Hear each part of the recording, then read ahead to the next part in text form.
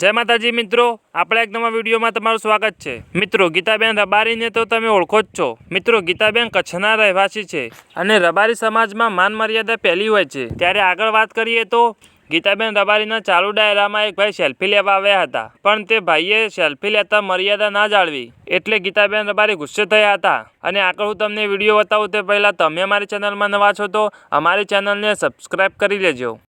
અને એક વિડીયોમાં મેં જોયું પણ છે કે કોઈએ તમારી સામે બેવફા ગીત ગાવાની ફરમાઈશ કરી અને ગીતાબેને કહી દીધું કે સોરી, આ બેવફાના ગીતો ગીતાબેન નહીં ગાય।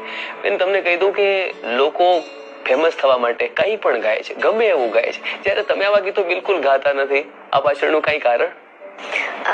પેલા કારણ તો એ છે કે હું માલધારી સમાજમાંથી આવું છું અને અમારા સમાજમાં દીકરીને બહાર જલ્દી મોકલતા નથી અને હું બહુ ભાગ્યશાળી છું કે મને આટલો બધો સપોર્ટ આપે છે અને આટલી આગળ મને મૂકી છે, તો મારે એમની મર્યાદા સંસ્કૃતિ સાચવવી અને લગભગ માલધારીની દીકરીઓ આવું ન ગાય ને સારું ન લાગે એટલે માલધારીમાં તો મેં તમને પહેલા કીધું કે આહિર, ભરવાડ, ચારણ ને આ રબારી આ મળે એટલે માલધારી, અને એમની દીકરીઓ લગભગ ગાતી નથી આવું।